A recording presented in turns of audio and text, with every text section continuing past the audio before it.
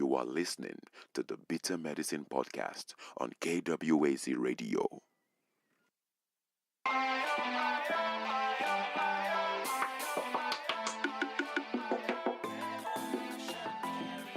Welcome to the Bitter Medicine Podcast, where it's all about Black empowerment. Our show focuses on Black news and entertainment, arts, science, economics, history, people, and strategies that uplift, empower, and motivate Africans within the diaspora. And now, your host, whose favorite color is black, Goku.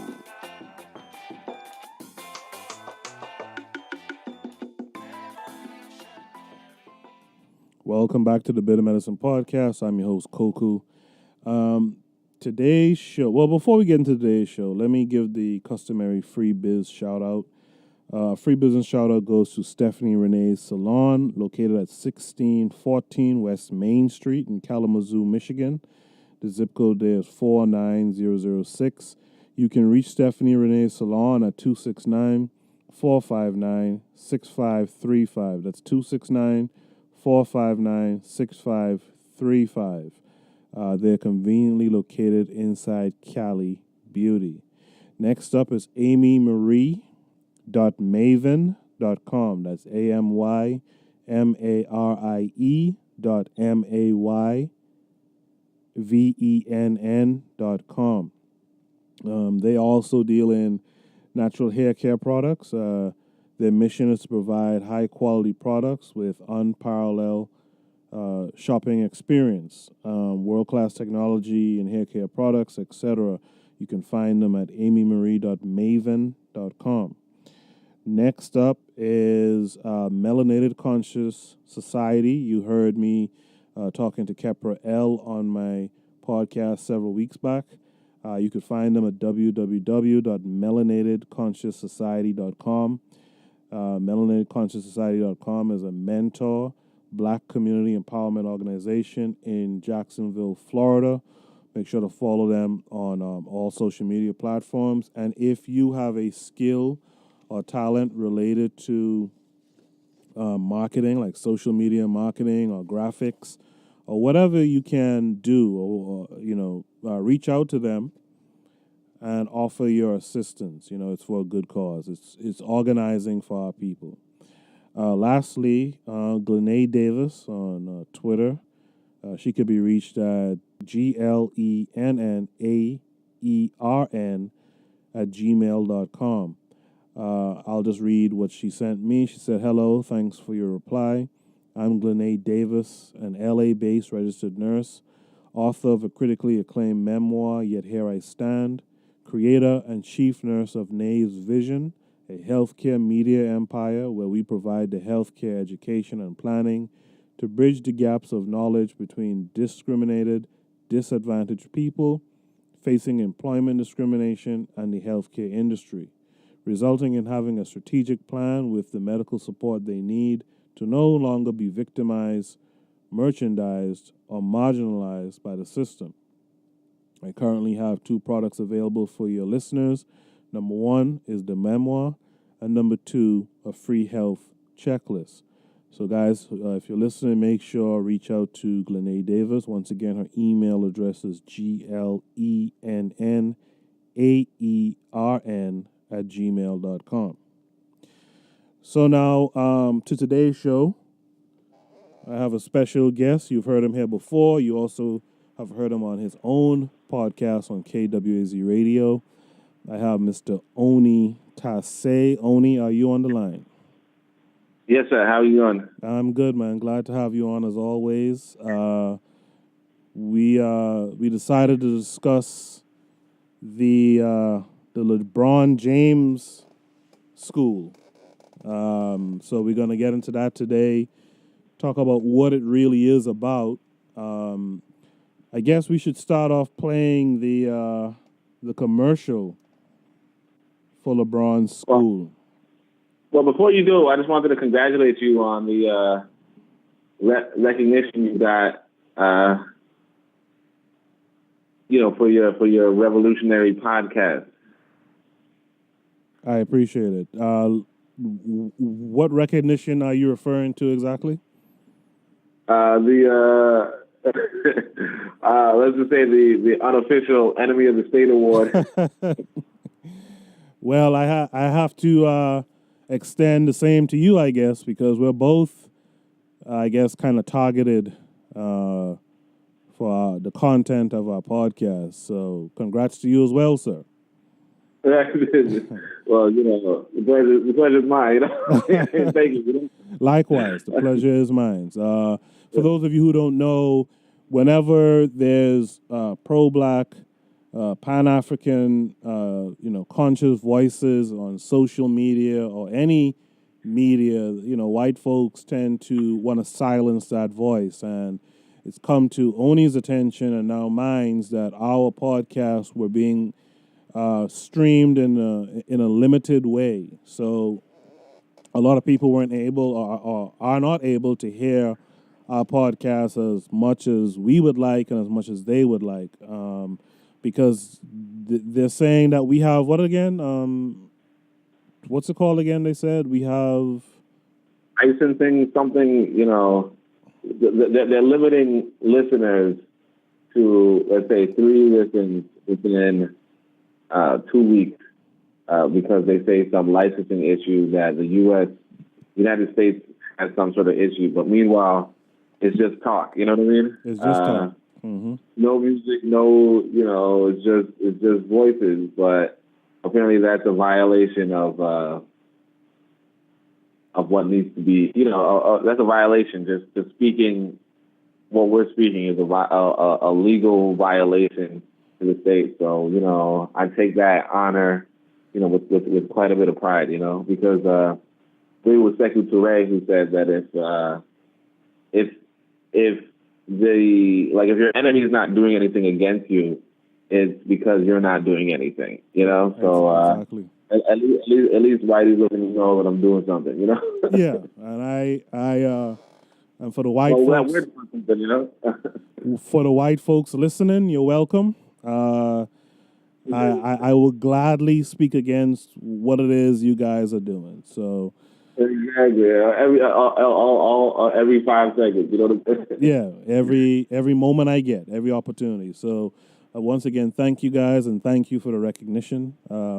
And let's keep up the good work, shall we? In fact, today we're keeping up some of the same good work that we've been doing all along, I guess. So we're talking about the LeBron James's what is it called? The LeBron James Family Foundation, and their partnership with the Akron Public School System to present the I Promise School. Now, I'm going to play a clip from about a year ago that was advertised in the school. LeBron just announced this like yesterday, so it's still fresh on everyone's minds. But the reason why we're going to talk about it is because we want to hip you guys to the idea that this school isn't all that it seems to be. Okay? Only before I play the advertisement, you want to add anything to that intro? As long as our listeners are listening clearly to this advertising, they'll get what's going on. Amen. So stay tuned. Take a listen to this. These days in Akron, something feels different. In a blue-collar city built on struggle and sacrifice, there is a rising sense of hope resting on the shoulders of the youth. But still, too many inner-city kids only know struggle, both at school and at home. Already falling behind by 3rd grade, there is constant danger of falling through the cracks. There is another kid from Akron who knows their struggle because he was one of them, and he knows if something isn't done, they may fall even further behind. What started as a fun ride has grown into a life-changing movement. The LeBron James Family Foundation now supports over 1,000 of Akron's most challenged public school students. From interventions, incentives, hands-on experiences, and after-school help, to long-term mentoring and the commitment of a college education, The program offers a complete wraparound for the student that extends to their family. I love being in this program. It's life-changing. Having the support of LeBron James Family Foundation has changed my life completely. Not only has it changed my daughter's life, but I'm now back in school getting my GED. It's changed the lives of my whole family. We are family, and that's how I feel. We are family. I don't know where I'd be without the foundation. I had never really had any expectations for myself, but now I'm chasing my dreams to become a professional basketball player. And because they have someone who believes in them, they too believe they have a chance. And that chance is now a brick and mortar building that will provide a complete education tailored just for them. Taking all the success of the I Promise program and infusing it with research, evidence-based methods, academic experts, and a We Are Family philosophy, the LeBron James Family Foundation and Akron Public Schools are committed to working together to design a brand new public school for some of Akron's lowest performing students. This school is going to be special. It will incorporate a rigorous STEM curriculum and take an innovative approach to learning that caters specifically to these kids who need it the most. Our kids come from a variety of backgrounds and situations that make learning a challenge. Our goal at the school is to ease these burdens for our students and families so they can focus on learning. It will be a complete wraparound effort that educates the whole child so they can be successful. A school like this has never been done in a public school setting. It's innovative and very exciting. As you can imagine, a project like this requires a lot of teamwork. Educators, leaders, academics have all collaborated in planning for this school. Here at the University of Akron, LeBron James Family Foundation College of Education, we've been involved in the formative evaluation process. We can use evaluation data to inform the decisions we make on how best to meet the needs of the students. This school will be a place where the identified at-risk students will be supported, encouraged, and challenged. A place that will aim to educate the whole child and open its arms to the whole family. A place where college is not just a dream, it's an expectation. We are united. We are committed. We are determined. We are family. And this is IPS.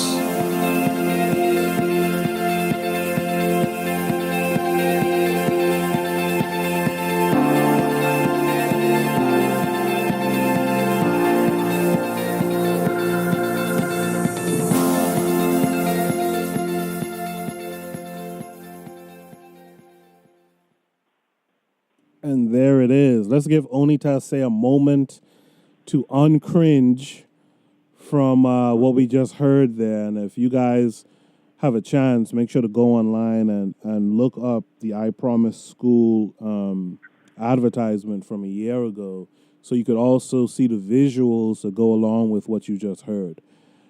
Oni, what are your thoughts about that commercial? Well, it's kind of like what the graphic says, you know. The I Promise School is a basketball camp for black kids and a science academy for white kids, you know? Yeah. It's LeBron James, like the whole thing about it is this idea that it's, you know, this we are family, you know, like this we are family philosophy. But why do you have a white guy voicing, like narrating the whole thing? Yeah. You know, why do you have a white guy narrating the whole thing? And because you have a white guy, like, what is this family you're talking about? Yeah, who's the family? You know? Exactly. Who's the family? You know, there's a recent interview, I think I don't know the context exactly. I believe you know, Donald Trump accused, athletes of, let's say, I don't know, maybe division or something. And LeBron James is saying, hey, sports really exposed me to white people. Without sports, I wouldn't know, I would have never met any or something, something ridiculous, something along those lines. And it's like we can see like what this school could do to our people. And really the shame of it all is how much, how much we are how interested we are, how much is being sold to us, and yet it's not really for us. Yeah. Mm-hmm. I think the most damaging image I've seen was that LeBron James did like a 12-minute speech for the opening of the school. Yeah. And like at the end, they raise a flag, and of course it's the American flag. Oh. And it's like, I don't support any, like America just made our podcast illegal pretty much, or it's on its way to making it fully illegal, I don't support anything that supports the American flag. I'm sorry. Right. Right. Like America is actually just to fast forward to another, conversation I was having, I think it was online where somebody said, I said that, like, I heard somebody saying something about how they don't how they don't want to identify with Africa and Africans or what, something like that. And then I said, that's like the dumbest thing I ever heard, right? And then they said, well, what has that Africa done for me, And I'm like, that's exactly the point. America's the one kicking your butt. Africa ain't make my podcast illegal. Right. America did. Right. Africa ain't, doing so and so what America is. So it's like, like, once you see this guy raising the American flag, it's not the red, black, and green flag. Yeah. And one thing I want to say is that you can judge a person by the flag that they keep in their homes. You know what I mean? Absolutely. Like, if they have the American flag, forget them. Yeah. If they don't have a flag, if they don't have a flag, they need to get, the RBG. And if they have the RBG flag, that's a good flag to have. Yeah. But if you really gonna raise the American flag, like something's wrong, reminded of the Rascats, Rascats lyrics. He says, Jews don't salute the effing swastika. Nope. But N-words pledge allegiance to the flag that accosted you. Yeah, we've seen it. And there's something about sports guys, too, sports Negroes, who they tend to really, really get, deep into this American thing and American flag. We saw some comments earlier this week from one of these Dallas Cowboys players, even though their owner is really running a plantation. Here's this black guy, I forget his name now, but he's Dak Prescott. He's out here talking about, kneeling or protesting during the national anthem is not the time and the place. Well, when is the time and the place? You know what I'm saying? But these guys, the mentality that they have is a slave mentality. Exactly. It's not on my time, not for my, don't bring the attention to me. You know what I'm saying? It's like, but hello, you know what I mean? Yeah. Like, you there killing our young, in the streets, and if we want to use our platform, that's what we're going to do, Mm-hmm. But like I said, as soon as you see this dude raising an American flag, it's already been decided. Right. It's already been decided where he's going to be, like where his loyalties are, because that's a really extreme gesture.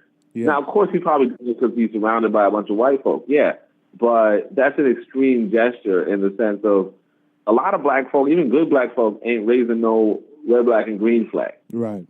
You going above and beyond for this American flag or this American rag, Yeah. You going above and beyond for that, Yeah. And, we're going to touch on other aspects of that commercial too. But before I go further, I want to say something, full disclosure from me. Some of you may have seen my social media. When this news dropped, we, as the public, didn't have all of the information. But I will say this, that as Oni just mentioned, using your platform, I think it's commendable on one hand that LeBron James is doing what he thinks is the thing to do, right? Because he could have built a prison. He could have built a for-profit prison. And I think sometimes, and this also happens in the conscious community, which we're in, you know, sometimes we lash out at black folks doing things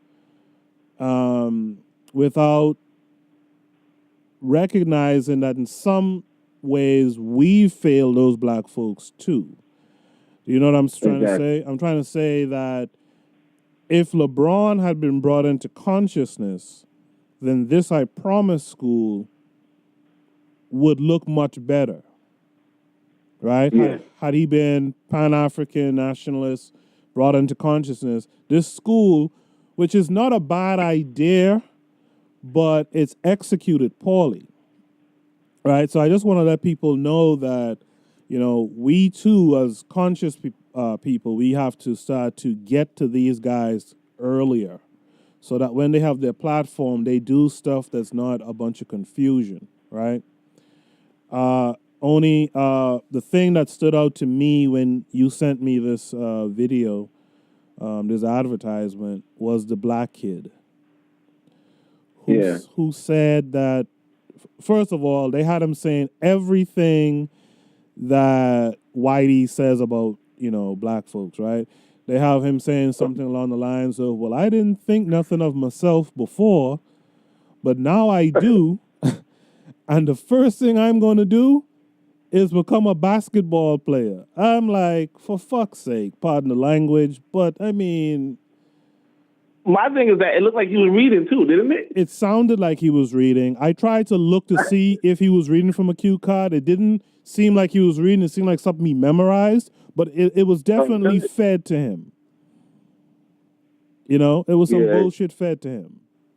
It was just the readers, you know, because it just throws you off. Because, you know, you're hearing, we're going to have a science, we're advocating for this, so on and so forth. And then he builds up, perfectly where he's like, and, I know exactly what I want to be. And you're like, okay, what are you going to be? An astronomer, chemist, biologist, engineer, a farmer, anything, right? Nope. I'm going to be a basketball star. Like, okay, there you go. I'm going to bounce a ball. That's what I'm going to do. He's like, I want to go play with some balls. What? What? I mean, and I get it. LeBron James is a basketball star, so obviously, basketball star would make a school that would, promote black basketball, I guess. But like, but this is also this is right, exactly. This is where I have to question LeBron's intelligence too. The optics of that looks bad. Why is it the black kid is the one going to go play fucking basketball? And the thing is that it looks bad to us, but it's probably exactly what his white investors and the white people behind him want to see. Oh, absolutely. You know what I mean? Yeah, absolutely. Like they don't want to see a bunch of black kids saying, you know what, I'm going to achieve, science excellence. You know what I'm saying? Yeah. No, they want to see a bunch of black kids. They want to know that when they put their money into this school, or when they put their, efforts and time or energy, and they advertise it or they share the link, whatever, they want to know that the status quo is going to be maintained. Yep. Mm-hmm. The status quo is, you get these black kids chasing balls and these white kids innovating, and that's it, like these white kids going to the school. And that's another question. Why are these white kids going to the school? But, these white kids going to the school are going to get a leg up. Yep. Mm-hmm. The advertisement, actually, somebody, I just saw somebody say that, basically what we all know, what we know by now is that there's a lot of white women in the school, and the only black staff at the time was security. Oh.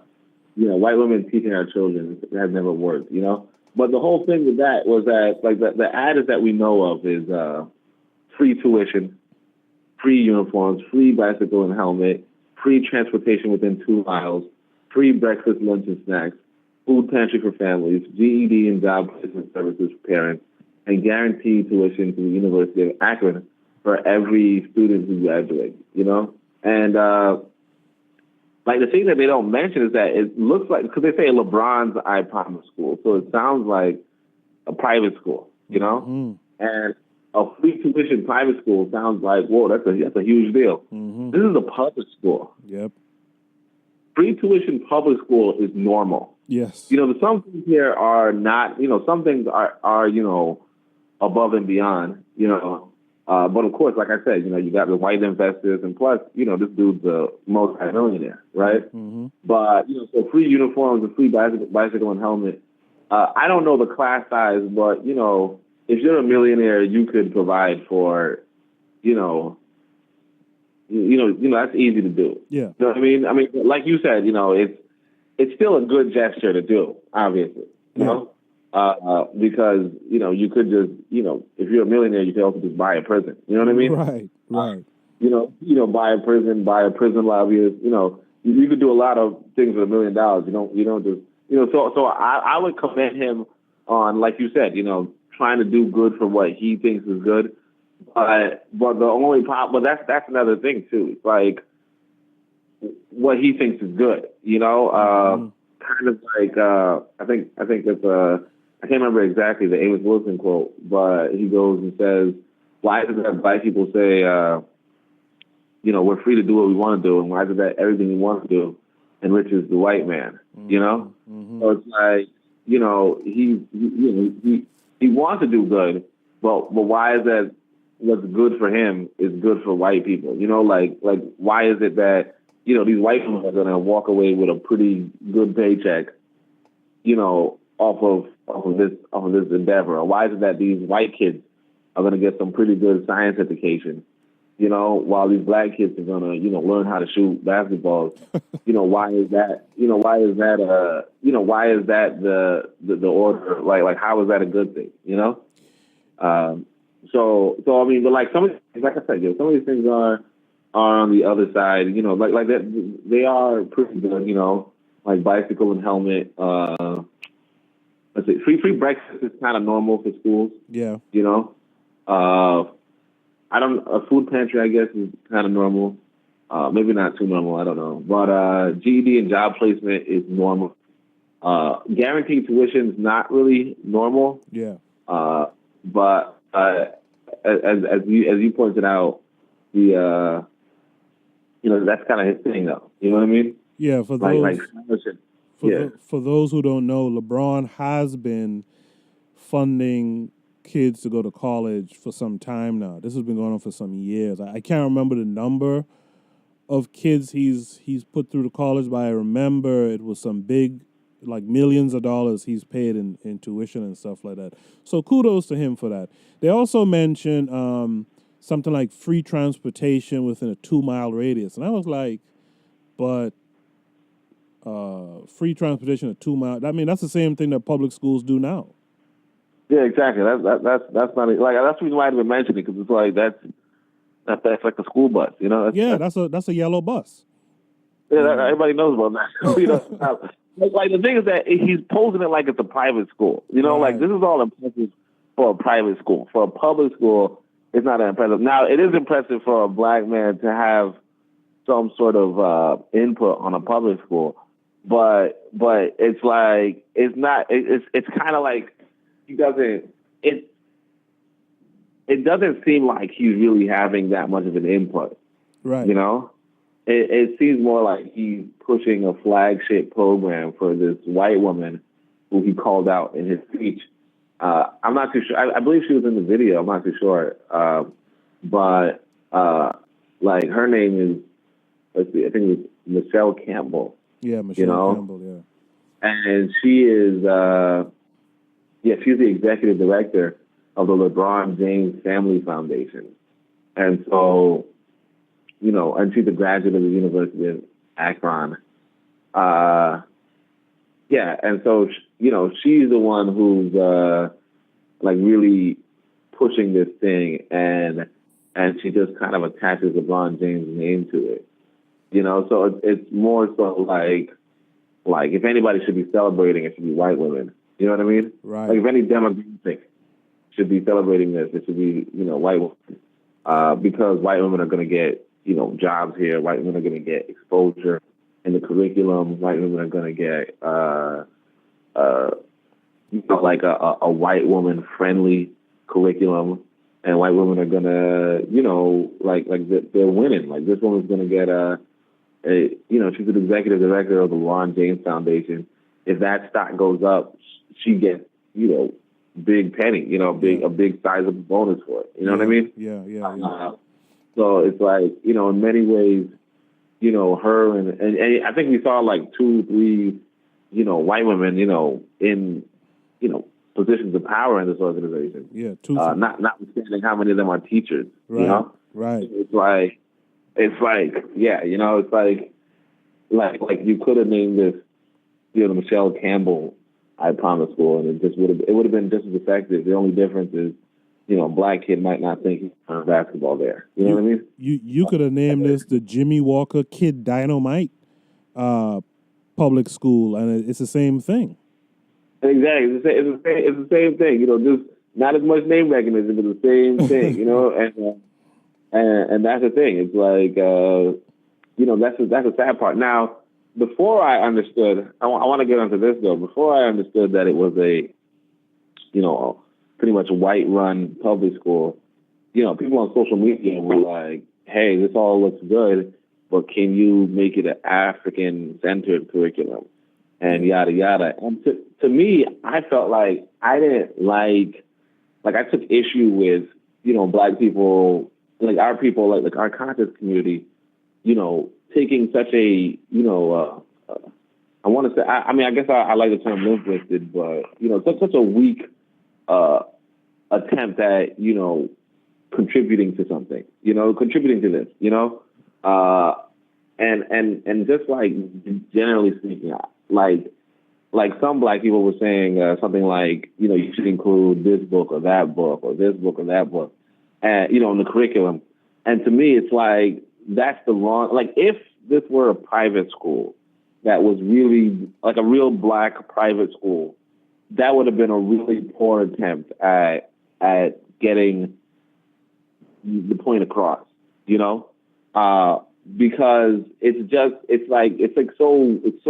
so weak, it's like the example that I like to think of is if you were to try to get a loan from a bank, or even a loan from, any individual who is careful with his money or whatever, right? You got to come correct. You got to come with a proposal that's nuanced and detailed, and it talks about, the expenses, and it talks about the profits, the profit possibilities. It talks about how it surveyed the people. It talks about this, that, so on and so forth. You can't just come and say, I think the hood needs some smoothies, so you give me some money, and I'll make a smoothie shop. You know what I'm saying? You can't do that. Mm-hmm. Maybe somebody lazy with their money would be like, sure, the hood does need some smoothies or whatever, right? But somebody who's like really serious about getting a profit or returning a profit isn't going to give you it's not. They require something in depth, some sort of deep proposal. And it's the same with like LeBron James, if it were a private school. If it were a private school and you just said, hey, I like the book Miseducation of the Negro, right? Put it in the curriculum. You're not saying where to put it in the curriculum. Right. You're not saying what grade. You're not saying you're not providing a syllabus for teachers to teach it. You're telling LeBron James to do all that research, to figure out what grade the book should be in. You're telling him to figure out how the teacher should present the information. You're telling him how to design, an exam around that book. And in so doing that, it's like, why would he do that? Especially if there are white women who are going to come to him. Let's say if we're a private school, there are white women who are going to come to him and say, you should include, some Jane Austen in the curriculum. Shakespeare. And then they're going to give him the rundown. They're going to why. They're going to say because, well, Obama mentioned it one time that he read it, so on and so forth. They're going to say that, many high schools have that book, and it's been shown to, and studies show that it gives more respect to women, it gives more respect to people, and it gives, all that kind of stuff. it's going to show. They're going to show you how the word, how the vocabulary is. They're going to do their own. They're not just going to say, oh, put in Jane Austen. I like that book. You know what I mean? Yeah. And that's what we were doing as a conscious community. And on the other side, we were also saying things like, I hope it's an African-centered curriculum.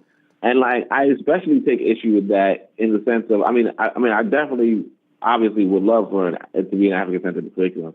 But the idea is that if we don't even have an African-centered curriculum available to us, why in the world do we think that LeBron James would have an African-centered curriculum available to him? Like, where does that make sense? It doesn't. But let me just say this. I might be one of the folks you described, because when I made my social media post, I gave him, at the time, I didn't have all the details that I have now. But I said, kudos to LeBron for doing something like this. And my hopes are that he includes an African-centered curriculum and that he will allow some of us to help, right? So the other thing I'll say to what you just said is, if we're being honest, social media doesn't give you the room to really go and outline a full curriculum, right? So maybe some of the folks who did say that have something in mind, but you're right. You need to go to LeBron directly, or, however you can, and present, your curriculum, because he doesn't have a curriculum. I could bet money he doesn't have an African-centered curriculum at hand. Of course. The thing is this, most black people don't have a African-centered curriculum. Right. You know what I'm saying? Like, and the thing is, like, and when you're talking curriculum, you're talking about a whole curriculum. I mean, very few people have a whole curriculum, like a whole curriculum, like a whole African-centered curriculum available to them. There are probably, like with the exception of, the handful of, African-centered schools out there, there aren't really African-centered curriculums out there, right? Mm-hmm. But the thing is that, like if you're going to, that's what I'm saying though. It's like, if you're going to get LeBron James to do something, right, then publicly state that you DM him and DM him, Right. But the thing is that if you just say you should read this book, you got to remember that there's a lot of, black folk who are not like conscious, who are also saying, I like so and so forth book, put it in. You know what I'm saying? Like, they're like, hey, hope you put Harry Potter on that curriculum. You know what I'm saying? Like something ridiculous like that. But they're gonna have way more. They're gonna say it much more frequently than we say it. Right. You know what I'm saying? Yeah, absolutely. So they're gonna say Harry Potter more frequently than we say Carter G. Woodson. You know what I'm saying? Yeah. Mm-hmm. I was saying that, and I wanted to touch on just a little more about this. I was saying that, another thing we could do if we really wanted to impact the school would say, like, for instance, someone like me saying, hey, as the author of, Zuberi and the Maroons of Maa, I want to donate 10 of these books to your school library. Yes. Doesn't require much work, with the exception of putting the books in the library schoolhouse. But what I would say is that would have to come out of my pocket. Yes. You get what I'm saying? Mm-hmm. And I'm saying that maybe, and that right there. When I thought about it, first I was like, that's a small price to pay.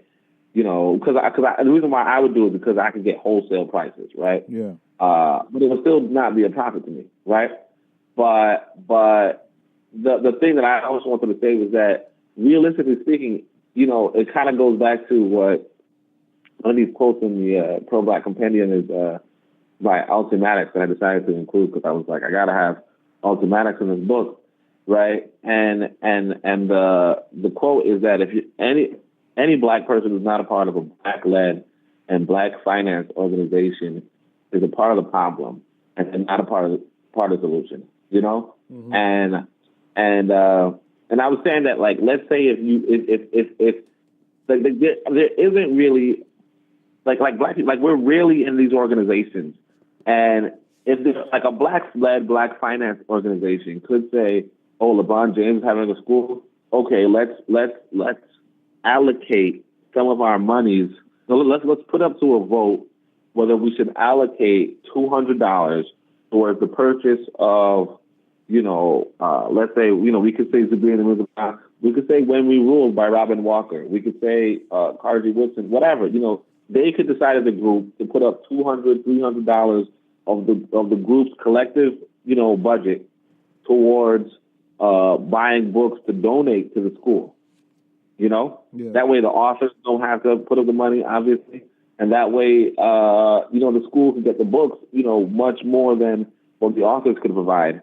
And the thing is that we don't have black organizations that are doing that. We don't have black organizations. And if we do have black organizations that are reaching out to this, either LeBron James or anything, right? Where are they? Yeah. And why are we not a part of it? Like, why are we making individual appeals when we should be making group appeals? Because the thing that, you pick up on when you're reading LeBron James' description, right, is that this is a real legit group effort. A white group effort that frankly, when I saw how white it was, I realized that it's a lost cause and that, black folks can't really, do much about it at this point, to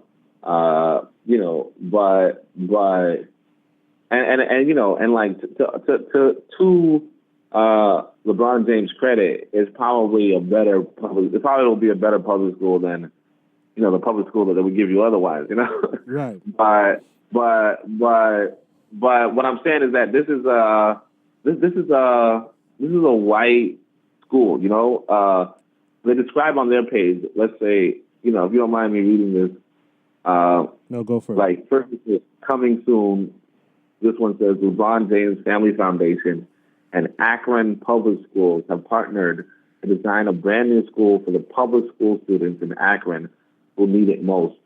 A culmination of years on the ground work and research-based intervention through LeBron's I Promise program. The proposed I Promise school will be more than a 1st to 8th grade academic institution. It will infuse APS's rigorous curriculum with a STEM, hands-on, problem-based learning focus with LJFF's We Are Family philosophy to create a complete wraparound for students and their families. And then it says, committees of local leaders, educators, parents, and experts are currently forming in Akron that will determine many of the logistics of the new school. These committees will help guide every step of the school's creation over the next several months and bring a master plan to the APS Board of Education for approval in October. The I Promise School will open its doors in the fall of 2018 with newly identified 3rd and 4th grade classes while adding 1st and 2nd grades the following year.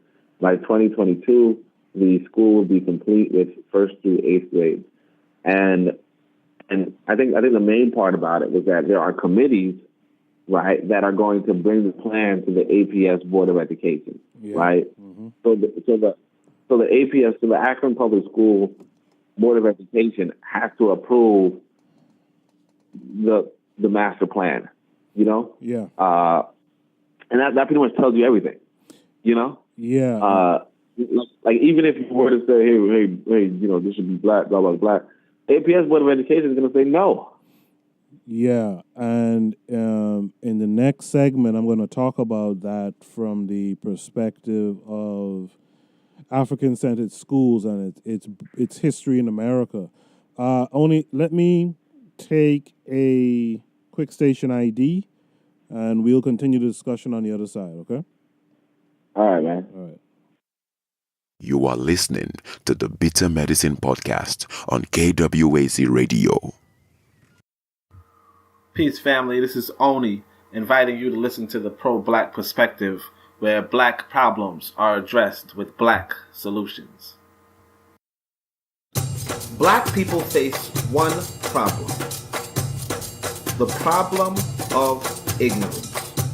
This is why those who opposed us stole us from our parents, disconnected us from our continent, and enforced on us illiteracy.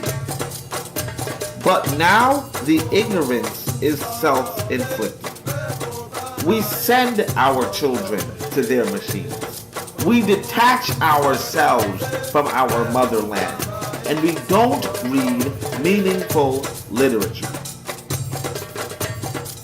Consciousness is a series of stages.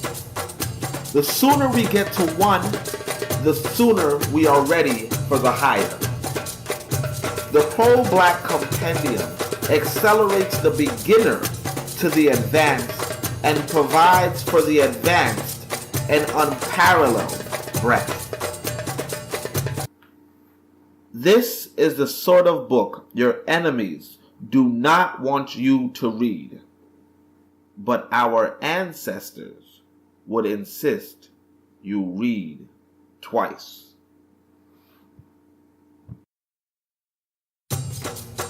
Peace Seeker. This is Oni from the Pro-Black perspective, and we need power.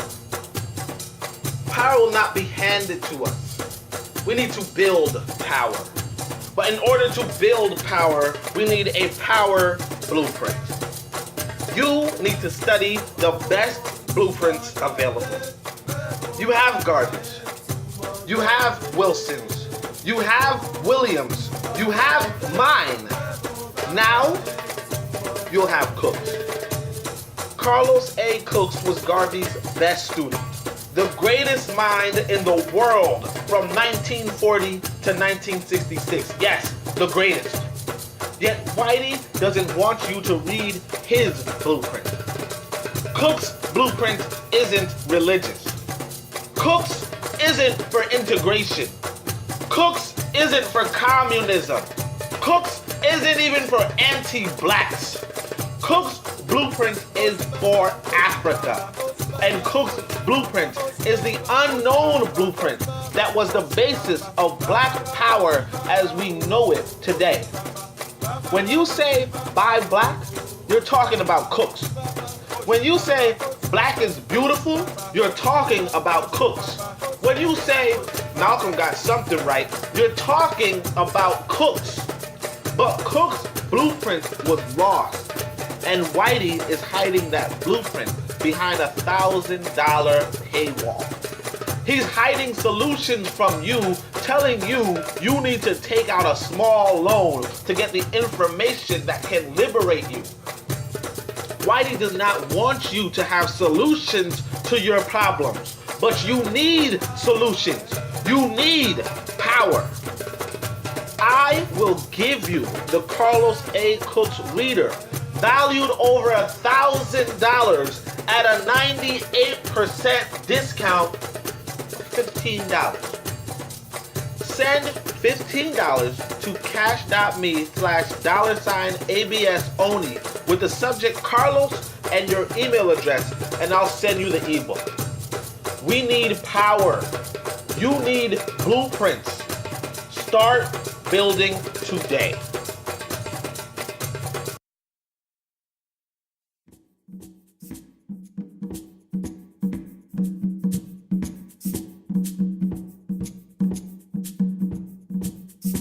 Greetings, family. This is Koku, host of the Bitter Medicine Podcast. In case you didn't know, we have an online book club called the Bitter Medicine Book Club. Every month, we will select a book to inspire the Bitter Medicine Podcast listening audience to read along together. At the end of the month, we will have a call-in show and book discussion. This is a great, dynamic way for readers to not only enjoy a book, but also have others to bounce ideas off of. They say if you want to keep anything away from black people, put it in a book. Don't allow this to be true. Head over to bittermedicineblogs.com and subscribe to our newsletter for important updates. Do that today. Join our reading collective today and empower yourselves, your family, and your community. Peace and blessings.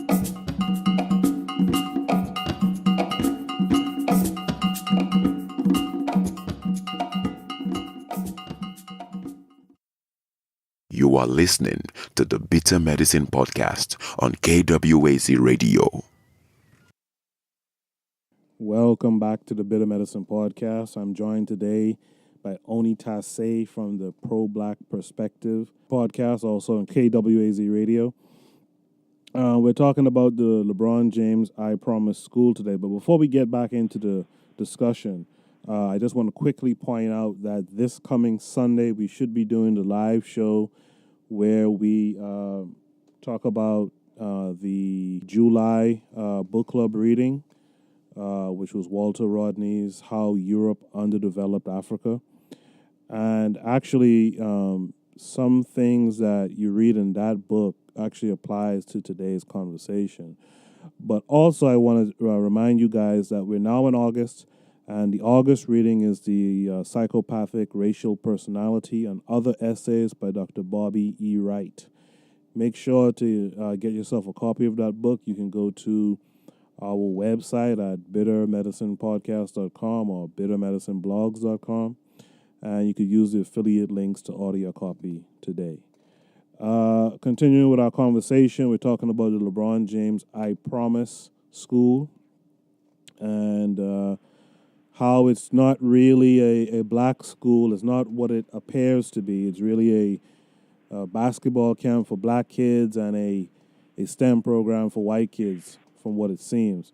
I'm joined today by my guest, Onitaset. Oni, one of the things I wanted to touch on is the idea of the African-centered schools. Now, the idea of an African-centered school, for those of you who are not sure what we're talking about, it's a school for black kids to learn who they are, where they come from, and learn what they need to do to liberate themselves. And the fact of the matter is, if you have a school with a black mascot like LeBron James, but a white board of educators and whatnot who are working with the public school system, there's no way you're going to get a curriculum that's for black kids to learn about who they are, where they come from, where they are in life, and what they need to do to liberate themselves. So this is the reason why we're having this discussion today, to let you guys know that while it's, I guess initially especially, it's cool to have some happy feelings or some positive feelings about what LeBron did there. When you dig a little deeper, you start to realize where, it's all wrong. One of the first African-centered schools was Ujama. I think that was in the D.C. area back in 1968.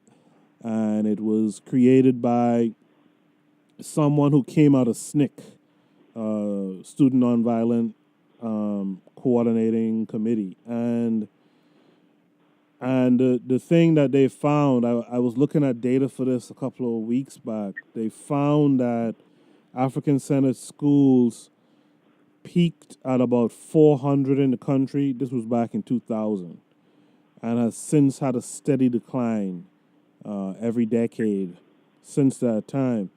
One of the things they cite, the reason why it's declined, is that there was poor academic performance and lack of finances, which I can see being a problem. Also, though, what a lot of people don't talk about, and this is what you, Oni, was kind of touching on just before the station break, some African-centered schools turned into charter schools. And once they turned into charter schools, they lost their independence, and they were, called out for being segregationists. And this is kind of what's going on with LeBron's school. There's no independence in this school. This school's a part of the Akron public school system. So even if he had in his back pocket a African-centered curriculum, there's nothing he would be able to do with it based on what he helped create here, right? Exactly. And that's something that we have to understand. So I started, I'm testing out a study group on WhatsApp, and one of the things that we were going over was this proverb that goes, when the axe came to the forest, the trees looked at the handle and said, "Oh, look, it's one of us," And that's kind of like the situation with the school. The school's an act, right? Yeah. And the handle is LeBron James, and we're like, oh, whoa, let's welcome this. Y'all better enroll right now. You know what I'm saying? Like, as soon as my boy comes second grade, that's it. He's in that school. And it's like that's the problem right there. That's the problem right there. You can't. Another thing to look at too is that, like, and this is back from the commercial. The whole notion of an at-risk student. Who's that? Yeah, exactly. Who is that? Because there was this story circulating about this white boy, right, who joins. Let me see if I can find his name. This white boy, he joins a gang. Like, he literally joins a gang, and then they drive around and they find like a rival gang member, him and this white boy, and he's a rich white boy, mind you, like a millionaire white boy, right? He drives around with these black boys. His name is Cameron Terrell. Drives around these black boys, and then they, like, I guess collectively kill a rival gang member, like shoot and kill, and they drive off, and then these black boys get prison sentences, and this white boy walks free. He gets acquitted, and if I can remember what the judge, maybe I could just get like a quote or a comment on what the judge said. They said because he was just fascinated with gang life, and he read books on gang life and just wanted to see what it was all about. You know what I'm saying? Like this is tied in with this whole at-risk thing. It's like, what exactly is at risk in the sense of, is this boy, you know what I mean? Like clearly, clearly what means, what's at risk or what's a problem child or whatever, to white people is a totally different, I say criterion, if you will, And I guess a more clear example would be like when I went to, university. Unfortunately, when I went to university, there was this white girl who had a full scholarship, and I didn't have a full scholarship, right? Because my school, it didn't treat black kids well. You know what I'm saying? Like, I was like one of the top black kids, and I was not in the top of the school. You know what I'm saying? Like, I was far from the top of the school. Wow. But this white girl, though, she's from she's like by white standards, she's dumb. Like she's a ditzy. Like that's the word that white people use, I guess. But it's a ditzy. Like she's a ditzy, like dunce kind of woman. She was my sweet mate. That's how I was associated with her. Oh, okay. But she had a full scholarship to college. I mean, not sweet mate. She was like in the same dorm that we were in. Okay. Right? But she had a full scholarship. Because she comes from a little school, a non-competitive school. Like I came from a school with like 800, 800 people in my class, Right. Segregated. There was white people in the gifted program, black people in a non-gifted program, so, you could be the top of the non-gifted program, doesn't mean anything. Right. Whereas, you could be the bottom of the gifted program and, you're getting, the teachers give you A's, so on and so forth. So like this, but this ditzy little white girl, she's in like a school of like 40 kids, you know what I'm saying? Mm-hmm. So like being in the top, being in the top 10 is not, hard. You just got to be, you know what I mean? Like it's not the same. It's not as competitive, Right. And yet, so she, and I'm saying this to say that, it's a different criteria, like they'll identify her as gifted in her school, whereas like if I were in that school and and they weren't discriminating, which is will be highly unlikely, but but if I were in that school and it was honest, I would be obviously the top. But then in my school where I'm at, with the discrimination on top of it, obviously, right? I'm like, I mean, I don't want to say I guess I'm past that, but I'm like in the 70th percentile. You know what I'm saying? Right. You know, it's like and I say I'm in the 70th percentile. You know, in recognition of the fact that, you know, I was also like if you were to look at it without the racial bias, you know, I would have been in like the 90+ percentile. You know what I'm saying? But you know, the school was just designed like if you go to my school now, in fact, right?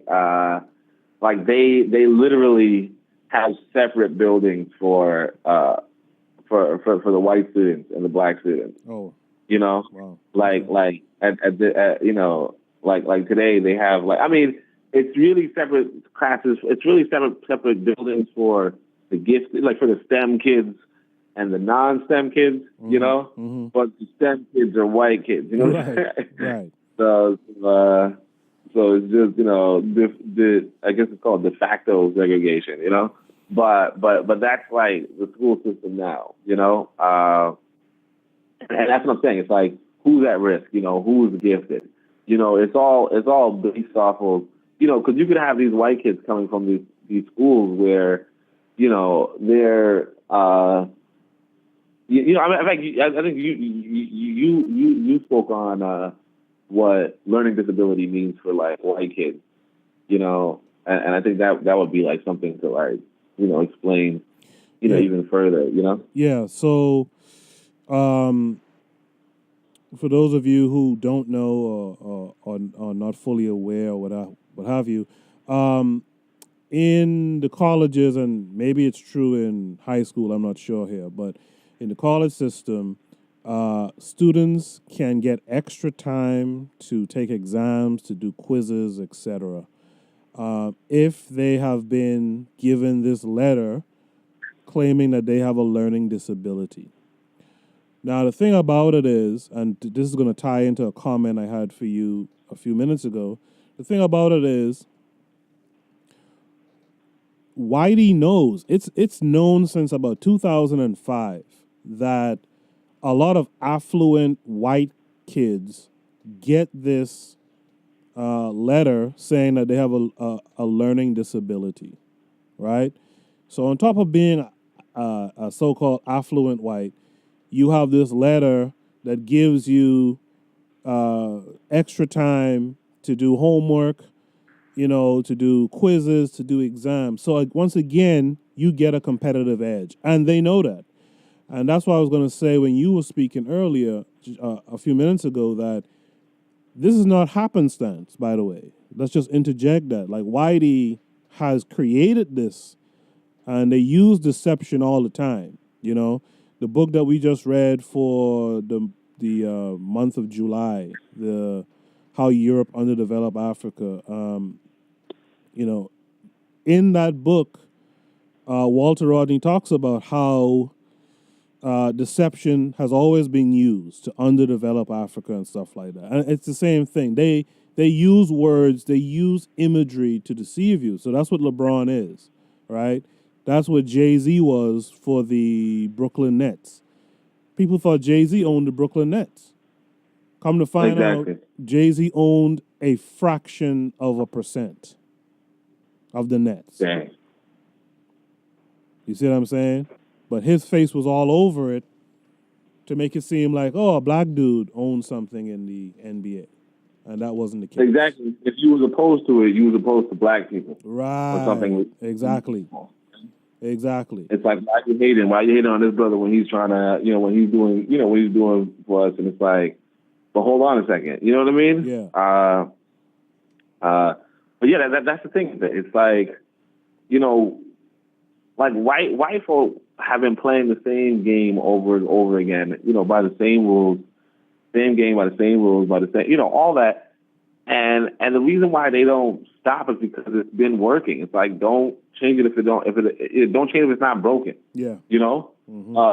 Like the classic example, of course, is like the hair ads, or like the hair, or like the, you know, the ads for like hair products, you know, where it's like a white company, but the the spokesperson is a white person or is a black person, a black woman or something, or it's like Popeyes, you know? Yeah.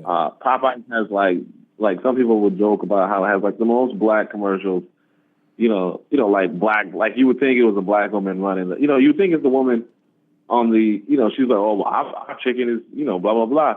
But it's like, it's a white woman running it. It's a white woman. You know? Yep.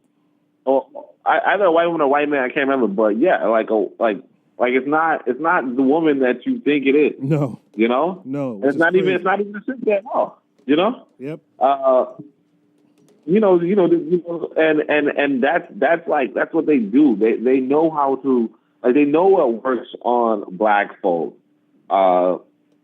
Largely, you know, I mean, I was just listening to a Amos Wilson speech, but he was saying it's because, you know, like white people create, you know, like the personalities of black folk, right? Yeah. But that's the trouble. It's like, and then we as the conscious, you know, we have to, like, there's a lot more that we have to do. You know, when we see that, you know, like when we see that these people are making moves against us, we already know that we're slipping. Kind of like what you were saying, you know, we should have reached LeBron James a long time ago. Yeah.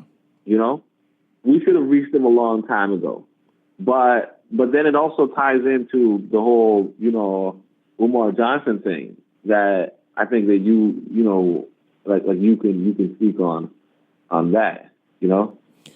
So in light of LeBron announcing this school, the I Promise school, there's been memes on social media, you know, showing Umar Johnson saying, how y'all let LeBron build a school before me? Now, that's a unfair comparison. In fact, it doesn't even make sense to compare as far as I'm concerned, right? Because here you had LeBron, who really didn't build a school. He's just attached to a group, and he's using his star power, essentially, right? From what I could tell. He's using his star power. Plus, LeBron is a millionaire several hundred times over, etc. And Umar is a dude, as far as I know, as far as I guess you know as well, who's trying to put together at least I think, an African-centered school. And he's trying to do that off of your donations, you guys who are listening. Mm-hmm. And so you can't compare the two, right? LeBron is linked in with a machine, and Umar isn't. On top of that, like we discussed earlier, how is Umar, and this is something I always wonder about Umar's dream, how is Umar going to get a school like that, unless it's completely private, which I'm not sure if that's what he intends or not, but how can he get that curriculum approved? In fact, I remember hearing someone talk about it, that all schools, even private schools, have some component of approval from the state. Now think about that for a second. Yeah. Right? No matter, so they have the game stitched up in such a way where even if you go fully private, even if you know, there's some component of that needs to be approved. Yeah, actually, you know, it's even homeschool too, you know. Even homeschool, exactly. Even homeschool. Yeah, even homeschool, because I remember this one time the sister was asking me to tutor her kids in math because, you know, the homeschooling rule is that, you know, your kid has to be evaluated, you know, in math, in reading, in history, yada, yada. And by history, they mean white history, you know, so you, even if you're, you know, trying to homeschool your kid in a black way, right? Yeah. You got to get approval from the city. And if the city feels like you're not teaching them enough American history, like they can't recite, you know, George Washington and his cherry tree or whatever, right? You know, a made up history.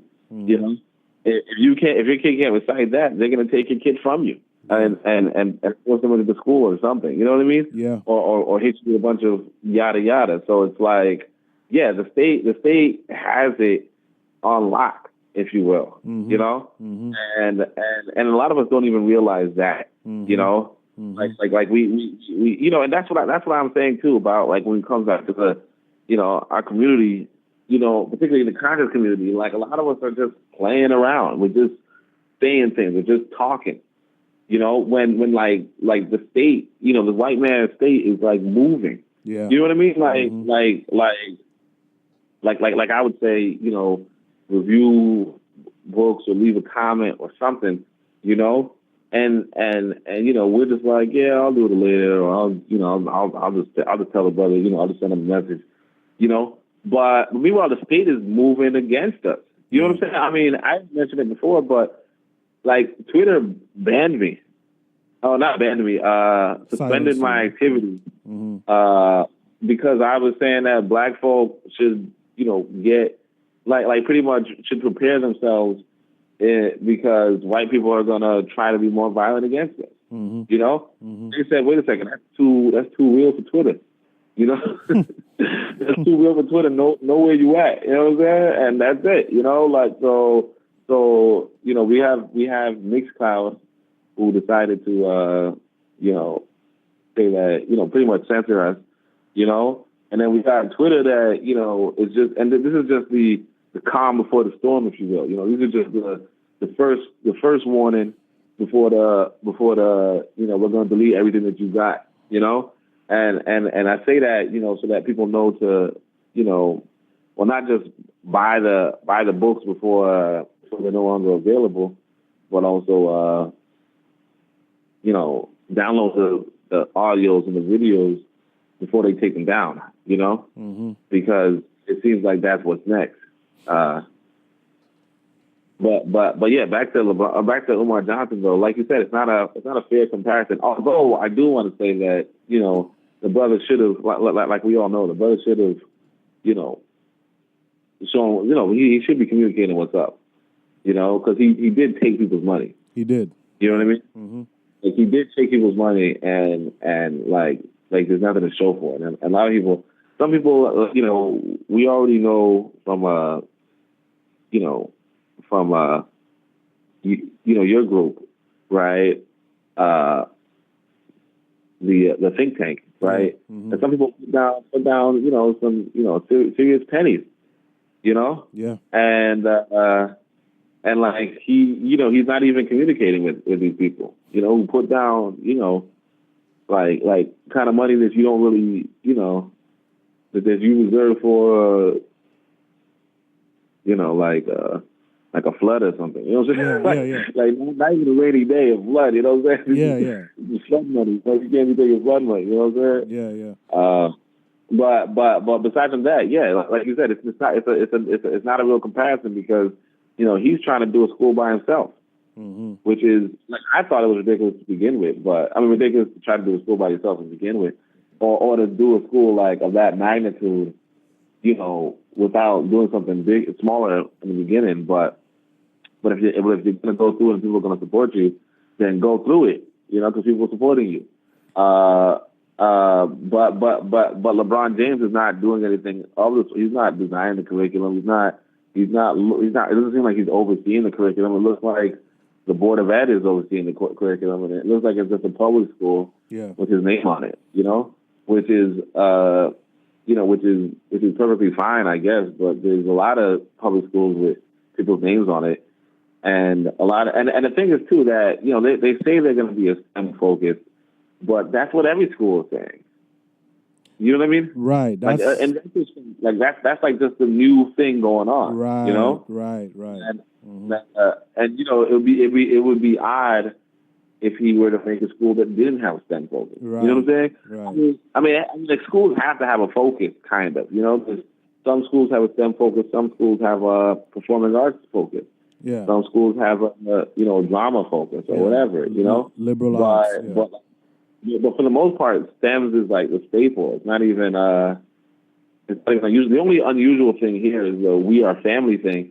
And to be honest, the "we are family" thing is probably the worst thing about the school. Yes. Because it's pretty much saying, you know, white people and black people are family. Yes. Which is like not even remotely true. Yes. You know what I mean? Yes. I mean, when I say not remotely true, I mean like it's probably the worst thing for you to tell a black kid. You know? Yeah. Like it's just one of the worst things you could tell a black kid is that, you know, the people who are like their abusers are their family. You know what I mean? Yeah. Like, first off, if you have a family member who's abusing you, you should disown that family member. Yes. Like, even if it were a family, like a legit family member that's abusing you, you should disown them, hands down. Yeah. You know, like that's something that you shouldn't even hesitate to think about. But like, these people are not your family, and they're abusing you, and they're abusing you worse than your family could ever abuse you. Mm-hmm. You know, and yet, you know, here he is, you know, teaching them we are family. I mean, just imagine this. Like, imagine you're a black kid in this class, in this school, and then some white woman is, you know, repeating to you the mantra, "We are family." Like, how ridiculous is that? Yeah, that's like how damaging to the community. That was the first cringe-worthy part to me, the "we are family" thing. Like, who's the family you're talking about? You know? Exactly. So we've learned something here about the do's and the don'ts, haven't we? Like, when you put Umar's case and you put LeBron's case together. And by the way, LeBron wasn't the first black person to, you know, be involved in the creation of a school, right? You know, like I talked about, we had people doing it since the civil rights era, right? But we can learn something, because at the end of the day, we do these podcasts for some solutions, right? We can learn something from LeBron and from Umar's case, right? Number one, you need a team. You need a team to do this stuff. You need a team that has the interests of your community. So first off, LeBron screwed up because he has a team of white folks, right? Umar doesn't have a team at all. You know what I'm saying? So, I'm sorry. Or at least not. I mean, because my thing is that I remember Umar calling, like, doing a roll call for a team or something, but I feel like that was a fluff. And maybe it's possible he has some sort of private group, because I did meet him like a long time ago, and I think he handed me a card, and it had some organization on it, but I didn't keep the card, and I didn't really notice it wasn't like an organization that anybody. Like, it wasn't like a named, like, it wasn't, you know what I mean? It could have just been his organization kind of thing. Right. But it also could have just been like, there was like nobody in, like, who knows, you know? Oni, no disrespect. Yeah. No disrespect. But Umar doesn't have a team, because a team would make him be transparent to the people who donated. Oh, yeah, definitely. Yeah, definitely. You know, he has no team. I lost a lot of respect for Umar. Yeah, maybe like people around him, but not a team, Yeah, he has some people he talks to. Yeah. But like a real team? No. No. Yeah, you don't have that, yeah. And you know, unless it's like a secret, no, but it's not, because like you said, nobody's even saying anything. Because if it is a team, it's probably a team of shady people, you know? Exactly. A den of thieves. You know, so... Yeah. It's just, David and the money, David and the donation of black folks. You know what I'm saying? Yeah. Man, you know, they're probably saying, "Omar, get some more money. We need to order pizza later." Yeah, you know, let's get some more women in here. You know, so you know, some more strippers or whatever. But you know, and Umar was a dude. Again, I'll put this out there. You know, we did that show about Umar and them and these conscious beefs and all that foolishness. But a lot of these guys, man, the Umars, what's this other guy named? Moise Watkins. You know, these guys have these schools because, you know, Moise has a school too, the Black Business School. And I looked at some of the stuff that he's teaching people, and between me and you, man, that's like high school knowledge or less. Yeah. You know, it's not deep at all. There's no blueprint really. You know, so to me, it comes across like a cash grab. And I think that's what we could learn from some of these things, too. Like, LeBron... Almost everything. That's the trouble. You know, that's the trouble with quote-unquote conscious community. You know, some people highlight the word con in it, you know? True. But the problem is that a lot of them are just not authentic. Right. And see, look, I think, you know, my thing was this, too. I was like, you know, somebody else was saying that. No, I might have been a long time ago. I was thinking, if Umar is so real, right, or so authentic, why does this white boy let him walk around the world like he does? You know, like, why does white boy not do anything about, you know, that, or even try to censor him or something? Right. And like, in retrospect, you know, we here just podcasting and we getting censorship. Yeah. You know, like where does it make sense that this guy has way more, you know, political clout than us, you know, way more views, followers, so on and so forth. And he not only, you know, he's not only not censored, he's like able to go wherever he pleases, you know? Yeah. Whereas we, you know, we're just doing we just talking to the people, we're just giving them information. And then, you know, Whitey's like, you know what, this right here, nah. Yeah. You know? Yeah. Like my thing is that, like, if you like it's really, I can't remember who said it, but like if somebody's you know, like if somebody's out there and yada yada, if chances are they're just not on your team. Yeah. Like a lot of this stuff, like you said, is a money grab, and I'm seeing this more and more, you know, and like, you know, on the one hand, you know, you gotta follow. I mean, on the one hand, you want these brothers to get money, you know, you do. Mm-hmm. But on the other hand, it's like, you know, you also want solutions for our people, mm-hmm. you know, mm-hmm. and that right there is, you know, the whole difference, you know. Yeah. But what were you saying about the different lessons that we? Well, I mean, I guess the biggest lesson is identifying the con, right? You just talked about the con and conscious. We have to identify the con. And the con, as you mentioned, you know, LeBron is the axe handle. And we think it's family. We are the trees, right? So we got to be able to start to look at what's going on. Remember, LeBron is a sports star who gets major money. I think he gets more money per year from endorsements than he gets from actually playing basketball. And so something like this, a gesture like what he did yesterday in this I Promise school, this goes into his social equity, his social brand, you know, his branding. And we got to keep that in mind too. Like, this is good for his brand, especially in that area of Cleveland, because he's from that area, right? And he just left that area to go play in Los Angeles. So, you know, we got to consider, what does he get back in terms of branding for this? What does he get back in terms of tax write-offs for this type of shit? You know, and we'll start to see that, you know, a lot of these types of efforts, and again, LeBron within himself might think he's doing good, and I have a belief within me that I think LeBron legitimately thinks he's doing something good. Right? Mm-hmm. I don't have any evidence otherwise. But the problem is, you know, like you said to me one time when we were talking in person, you said, you know, you talked about public figures who peddle a lot of confusion, right? We got a guy like LeBron who is peddling confusion because on the, you know, this thing seems to be chocolate covered, but on the inside it's vanilla, right?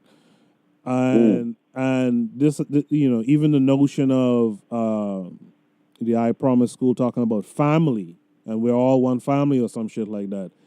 That's more confusion type stuff for our children, right? So he might believe that. Because, you know, like a lot of black folks, he's been indoctrinated in that, you know, intersectionality, diversity stuff, right? So he might really believe that he's doing something good here, but it's our job, those who have some knowledge of self, right? It's our job to get it across to guys like this. LeBron might be a lost cause, but the guys who are coming up, right, who going to have a similar platform in the future. You know, we got to think about those guys and the boys and the girls who are coming up. We have to think about them and getting them on a code today so that they don't do some dumb shit like this and put out a school that, you know, at first glance seems like something positive for the black kids in that region when it isn't. You know, this reminds me of Obama. You know, even I was like, oh, that's cool, a black dude who's out here repping and this, that, and the other. But what was Obama when you peeled away the thin mulatto layer? You know, he wasn't really much for us. You know, so he probably, in his mind, he might have thought he was, like LeBron does. But we have to recognize the con game and point it out. And what we have to do, like you mentioned earlier in the show, is be proactive now and get the youth now to understand the game. Like, children need someone to play this commercial that we played at the start of the show and point out all that's wrong in that commercial. Exactly. You know, and I want to add too that, you know, we should also have a long time ago designed a curriculum, you know, like a curriculum template at least, you know, just for moments like this. Yeah. You know, but also we should be, you know, someone else pointed out, we should be supportive of the remaining African-centered schools and show the same or even more enthusiasm around those. Yes. You know, because those are already, you know, really difficult efforts, particularly because they're not public schools. You know, they're not free for the parents, and the teachers are not necessarily going to be, you know, getting the teacher's salary. Yeah. You know? But you know, and in that sense, you know, it's like we should be as a people more collectively available to these ideas, and yet, you know, we're not. You know, and that's really like the shame of it all. It's like there are so many opportunities that we as a people miss out on, you know, because we're not organized to, you know, take opportunities, you know, at value. You know, when you see people having an enthusiasm around, let's say, a Black Panther film, right? We should have available to those people a better film, you know? Mm-hmm. It should be just as circulated, more circulated. Yeah. When we see that, you know, people have enthusiasm around, you know, the education of our children, we should have ready, you know, studies on like a Black curriculum, a Black teacher, a Black school, so on and so forth. Like one of the this is a Black teacher who doesn't really teach, you know, she's not African-centered per se, but Marva Collins was like an amazing Black educator, right? Like she took, quote unquote, you know, like learning, you know, kids who were, you know, Black kids who were, you know, diagnosed with learning disabled. She made them, you know, like read 10 grades above their, you know, their level and do math, you know, that kind of stuff, like amazing, you know, work. And that could be like, you know, just emulating that can be a model for a Black school. And you know, in addition, there are like Black schools, I can't remember the name off the top of my head, but there's a Black school that had a video online of like young kids doing mental math of like, you know, multi-digit, you know, mental math, like quickly. Yeah. You know? Yeah. And it was just a regular thing for them, but it was that's the kind of stuff that we should be putting out more, and we should be getting behind more instead of having them have to worry about, oh, well, how can we keep the school open? You know? Like a Black school shouldn't have to wonder how it's going to keep the school open.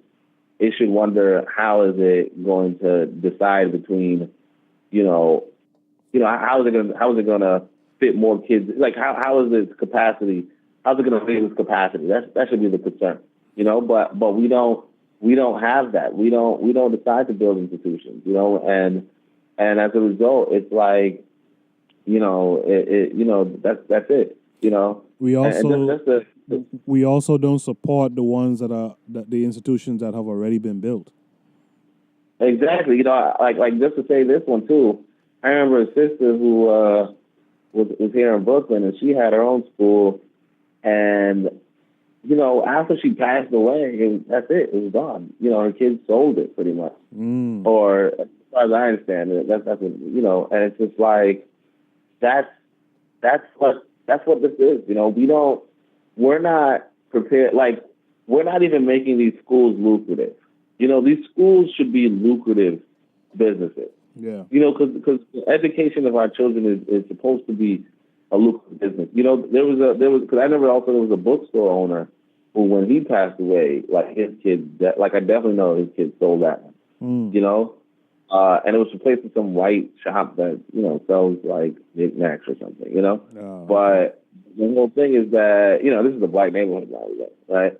But that's it. You know, it's like if we're not going to do for our people, you know, we're supposed to make these kind of businesses lucrative. You know, bookstores, lucrative. Schools, lucrative. You know, so that money's just, you know, falling out of their, you know, so much money, wow, blah, blah, blah, that other people are like, hey, let me get on that so I can get some of that money too. You know, let me make a better school so that I can get on some of that too. You know, but instead it's like, oh, this school is struggling. Yeah, that's not something that I want to do. It's something I don't even care to do. Yeah. You know, and that is a problem. You mentioned Marva Collins just real quickly. Marva Collins inspired me before I had children. I always said, and I actually did this in practice, I never was going to talk to my young kids in baby talk. I think I've talked about this on the podcast before, but I always said whenever I had my kids, I was going to speak to them like adults speaking, because speaking to them in baby talk is just going to keep them as a baby longer, if you get what I'm saying, right? But speaking to them as an adult is going to advance them even quicker, and that's what I did. But that was just an aside note. But what I really wanted to say next was something to what you just said. One of the problems in the black community, and I'm going to ask you to touch on another problem I see in the black community that you speak of a lot on social media. One of the problems with the black community is that we don't take opportunities unless we're paid to take opportunities. That's a major problem that we have. And we got to learn that not every opportunity comes with a paycheck. I'm not saying that we must always do stuff for free. But what I am saying is we have to have the vision to get into something and make it lucrative when it initially wasn't. You know what I'm saying? And that's a big problem that we have. So a lot of us won't get into, you know, African-centered education because it's not lucrative right now. And if we're not getting paid to get into it, we're not going to do it. You know what's something I noticed, Oni? You see a guy like Tariq Nasheed. He'll put on all these documentary films. He'll do all of this stuff. He'll never talk about building a school because it's not lucrative. You see what I'm saying? Those guys realize that, you know, to really put in that work, you know, behind education and curriculum is a lot of work. I'm not going to get rich off of it, so I'm not going to do it. And that's where a lot of black people kind of stand.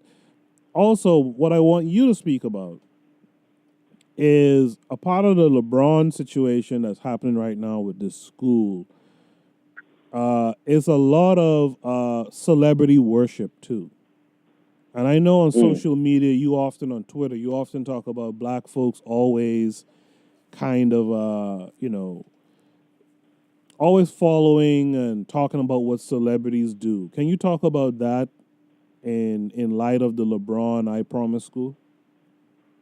Yeah. I mean, I feel like that one right there is just, you know, like I actually got fatigued trying to. At one point, I was trying to post, you know, the daily celebrity gossip that was trending on social media. You know, I was trying to post it every day because apparently every day there's a different celebrity story in the Black community, and it's just really awkward. You know, it gets really awkward after a while that every day there's a different, well, sometimes it's the same celebrity from before, but there's just this big, large-scale celebrity gossip that's going on. Like, apparently, I'm looking at it right now. Today, it's Barack Obama, you know? Like, today is Barack Obama because he endorsed candidates or whatever, right? But usually it's a musician, usually a athlete, and that's it. You know, it seems almost like a controlled misinformation going on. You know, it seems like it's controlled misinformation going on. Only let's take a quick station ID and we'll wrap it up on the other side. You are listening to the Bitter Medicine Podcast on KWAZ Radio. Peace, family. This is Oni, inviting you to listen to the Pro-Black Perspective, where Black problems are addressed with Black solutions. Black people face one problem: the problem of ignorance. This is why those who opposed us stole us from our parents, disconnected us from our continent, and enforced on us illiteracy. But now the ignorance is self-inflicted. We send our children to their machines. We detach ourselves from our motherland, and we don't read meaningful literature.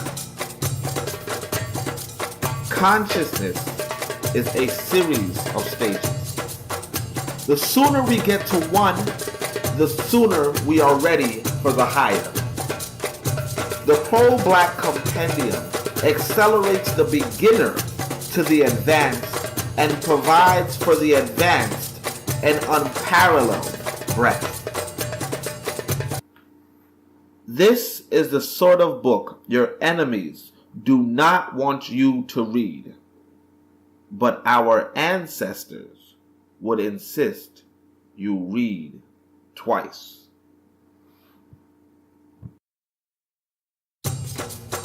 Peace Seeker. This is Oni from the Pro-Black Perspective, and we need power.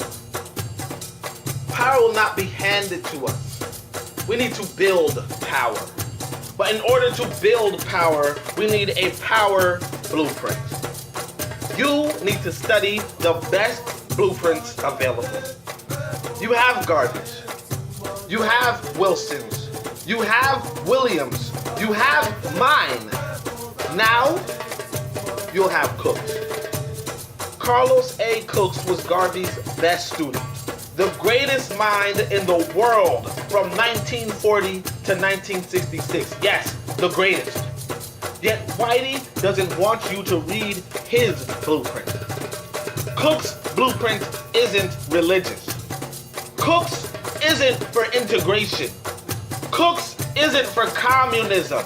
Cook's isn't even for anti-blacks. Cook's blueprint is for Africa. And Cook's blueprint is the unknown blueprint that was the basis of black power as we know it today. When you say buy black, you're talking about Cooks. When you say black is beautiful, you're talking about Cooks. When you say Malcolm got something right, you're talking about Cooks. But Cook's blueprint was lost, and Whitey is hiding that blueprint behind a $1,000 paywall. He's hiding solutions from you, telling you you need to take out a small loan to get the information that can liberate you. Whitey does not want you to have solutions to your problems, but you need solutions. You need power. I will give you the Carlos A. Cooks Reader, valued over $1,000 at a 98% discount, $15. Send $15 to cash.me/$ABS-ONI with the subject Carlos and your email address, and I'll send you the ebook. We need power. You need blueprints. Start building today.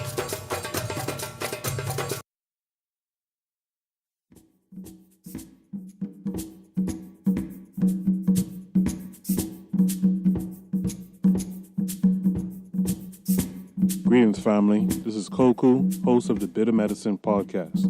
In case you didn't know, we have an online book club called the Bitter Medicine Book Club. Every month, we will select a book to inspire the Bitter Medicine Podcast listening audience to read along together. At the end of the month, we will have a call-in show and book discussion.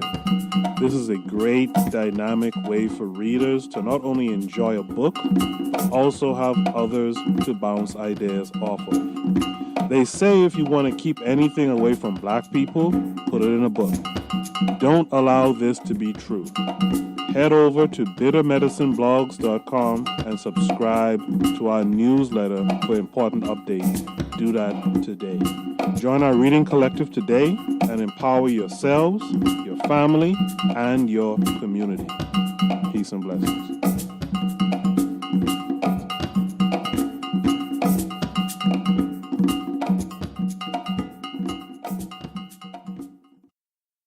You are listening to the Bitter Medicine Podcast on KWAZ Radio. Only based on what we've been discussing today about this LeBron James school essentially being a basketball camp for black kids and a STEM program for white kids, what else do you want the listeners to get from our discussion today? Well, I wanted to also mention that there is a need for action on our part, a need for group action on our part. And actually, one of the points I wanted to make is that, we have to take into account, like, how much group activity are we really doing? The question is, when was, I want to ask this question. I want to say, when was the last time that, let's say a listener, when was the last time you voted? Mm-hmm. And if by voted you think I mean in the U.S. presidential election, that's a problem. Yeah. Because you're supposed to be voting in your local organization. Mm-hmm. Your organization is supposed to hold up a vote. Hey, how can we promote, how can we contribute to our community? How can we contribute to our race, this week or this month? Like, what should we be doing? Should we be allocating funds towards this, towards that? Should we be doing this one and so forth?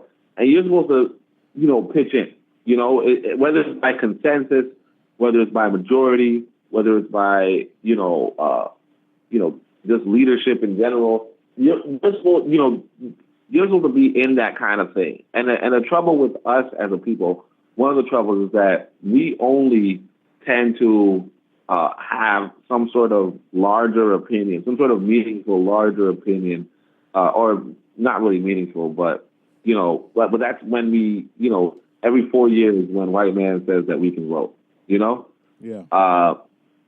And that's a problem, because we're supposed to be 24/7, promoting and contributing to our community. And we're supposed to be organized so that we can be prepared to make statements or make headlines or make, make donations or make contributions somehow to something. When this story breaks out, we should not be individually chiming, hey, we shouldn't be individually chiming, hey, I think you should have this sort of thing, which he can't even do because he's like way under white folk, right? Yeah. Mm-hmm. But But we should be, as a group, we should say, the collective of, concerned citizens or concerned Black, whatever, right? We decided that we're going to donate, this many books to the library, and yada yada. That's the kind of thing that we should be doing, but we're not. And not just that, but it's like, Umar Johnson didn't build a school, okay? He's probably not going to build a school, unfortunately. And if you can get your money back, now is the time, right? If you need your money, now's the time. But with that being said, Black folks still need schools, and some people would say there are already schools, and that's true too. So get with that. Get with that. And organize people around you to collectively get with that. A lot of times we like to do things, like I said, individually. We like to support people on an individual level. We like to say, hey, I did it. But we should, as a group, do things for our people, and that's why, we need to commend you, obviously, because, you have the book club, you have the podcast, you have this, you have more things coming, more projects underway. And that's what we need as a people, especially since this is a big collaborative effort.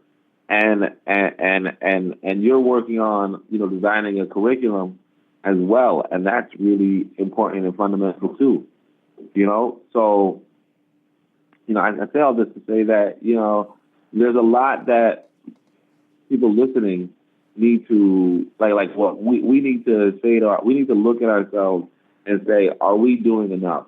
And at some point I want to finish this book I want to write.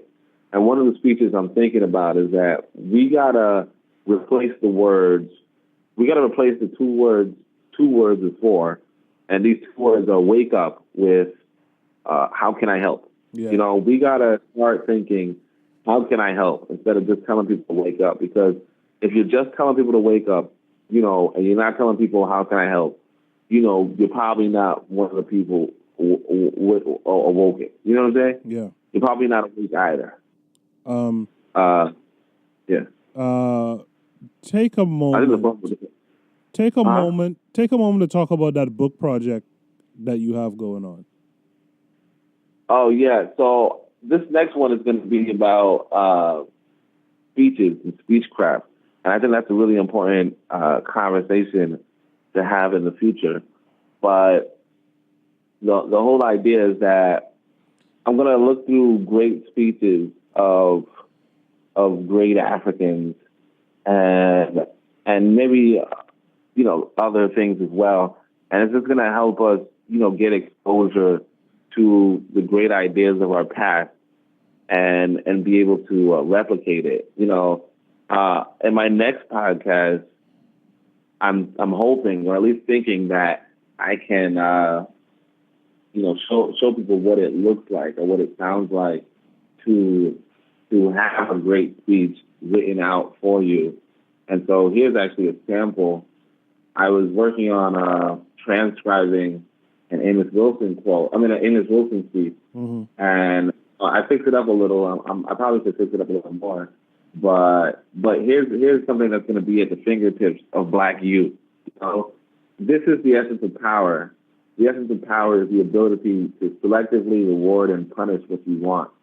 This relates to self-hatred. This is a vital topic in psychology, and Black students should deal with this topic very thoroughly because there are deep implications. When this is talked about, often the Black student identifies as the experimenter, and the experimenter is a white man. You identify with him because he's a human being, and the other thing is a rat. But when you identify with the experimenter, you are misidentifying yourself. When the white student identifies himself with the experimenter, his identity is closer to reality. In learning the same thing, his racial position is reinforced, even though it appears to be getting the same education. People must learn the difference between so-called equal education. Getting equal education for Black students is not getting them to learn the same thing white students are learning. We're going to have to understand this. And then, he just keeps going on. Oh, wait, let's see. just as the conditioning situation presented by Skinner is what we call a rat in a box, the nation where our people live, our lives are controlled through the manipulation of Europeans, what we can call, and he says the N-word box, you know, it is where Africans are created into N-words as a result of manipulation of rewards and punishment by Europeans, you know? Mm-hmm. But the whole thing is that there's this, you know, interesting scientific breakdown that Wilson has, right? And it's not really available in any text format. And sure, a kid can come up and you know, look it up and listen to it, and it's, you know, better spoken from him. But when a kid can also read it and also be exposed to it really quickly because it's going to be in the book now, you know, as opposed to the kid who has to, you know, who only discovers Amos Wilson when he's like 23 or something, right? Mm-hmm. Now he can get it as a gift with tons of knowledge, tons of ideas, and it's just it's well thought of, well spoken, you know, literature, and he gets it just like that easily. So I'm gonna keep working on that.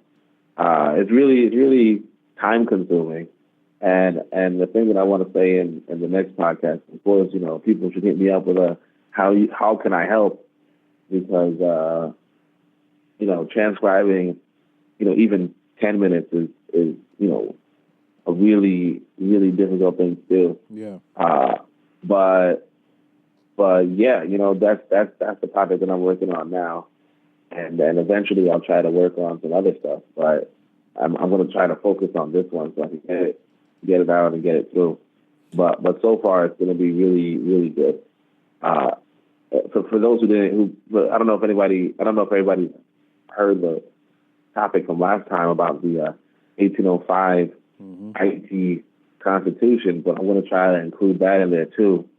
You know, just so that people, like I said, they're going to be exposed to the great ideas of our people that were really well spoken, really well delivered, and can like really make an impact for our people. So that's going to be that's my next project going forward. You know, and you know, like I did an interview with Kepra L from Melanated Conscious Society a few weeks ago.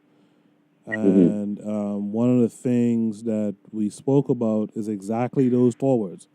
How can I help, right?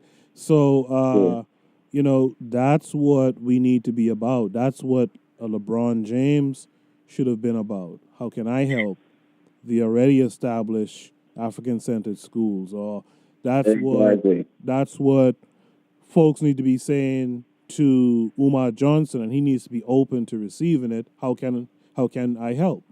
You know what I mean? Exactly. He should say, hey, look, all this money, I can't build a school.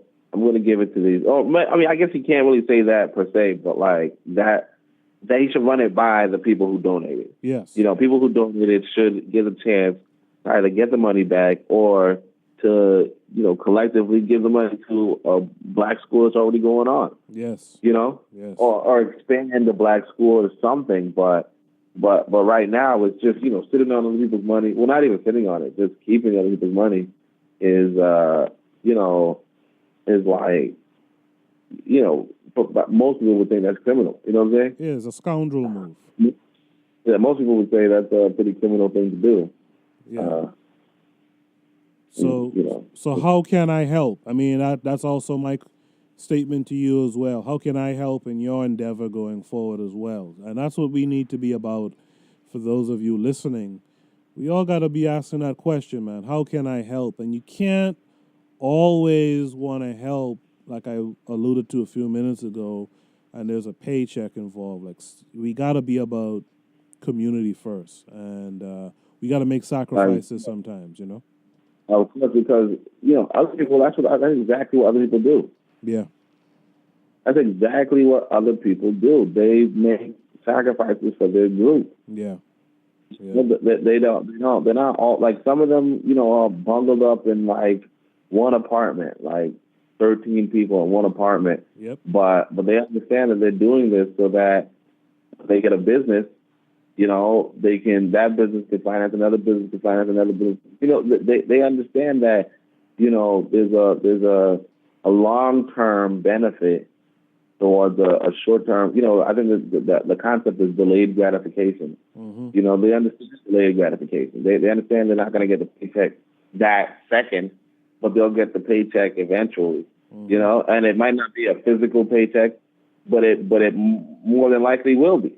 In some capacity. Because what we don't get, our children, like what we don't get that's good, our children can get that's good. Right. Mm-hmm. And then the thing is this: our children are the ones who are going to take care of us. Yes. Mm-hmm. So, like that's it. You know what I mean? Before I ask you, yeah. I'm sorry. Go ahead. No, I was saying even if they don't, they're the ones who's going to honor us after we pass. Yeah. Do you know what I mean? Yeah. Yeah. Before I ask you, is there any points that we missed that you wanted to speak on, or and also to give out your information as far as social media and when and where they can listen to your show? I just wanted to share this with you. I shared this on social media recently, this video with an Asian woman talking about how essentially when you go into these Chinese restaurants, especially here like in New York, and you see these guys and these men and women, working hard and cooking and cleaning and all this type of stuff. She was basically pointing out how, they pool their money together and they know that they have a system, right? Some family member can come from China and they ask, how can I help? But the idea is that down the road, they have their roster. And down the road, someone is going to get a franchise of that Chinese restaurant. And they're going to move to Queens and open up one. Or, then the next person will open up another one in Brooklyn or Manhattan. And that's how these other groups work. They work together. They ask, how can I help? And like you said, there's not necessarily a paycheck in the immediate future. They delay that gratification. And when they delay it, they delay that to a restaurant of their own. You see what I'm saying? We need to kind of get on board with that more. Is there anything that we didn't touch on? Any point that you want to make before we end the show today? I mean, I think we covered quite a bit, but if we didn't, definitely I want people to hit us up on the comment section, and engage with us in that respect, Yeah. And because we learn from sharing and we learn from communication, so that's definitely something that I'd like for people to hit me up on. And also, I'm going to start off I think it's a 10-week like WhatsApp study group. So definitely, I mean, this one's going to be it's going to come with a little bit like a little charge or whatever. But I definitely want people to, hit me up on that. And you can see more of that information on my website at africanbloodsiblings.wordpress.com. And I kind of just want, enough students to, make it a viable and, studious study group. So definitely hit me up for that. So far I'm going through with a 2-week testing program, and it's really enlightening. So good.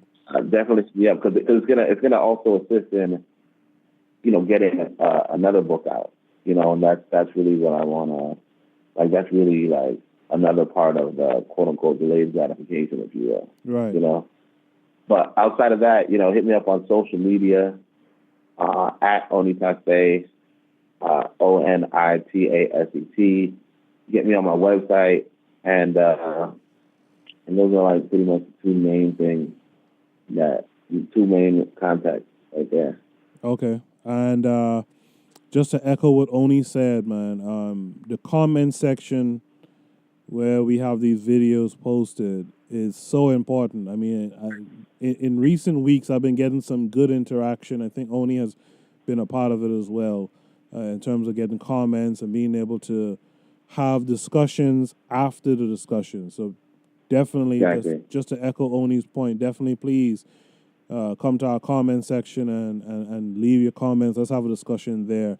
And I wanted to say, get me on the Pro-Black Perspective on KWAZ Radio, you know? Yes. Out there, yeah. Yes, definitely. I think a lot of people who listen to this show do listen to your show too, because I know people have hit me up asking me where people on Facebook have hit me up asking me where can we really listen to the show in terms of like streaming apps and stuff like that. Well, so we'll work on that. But yeah, definitely hit up the Pro-Black Perspective on YouTube and Mixcloud. If that's still possible.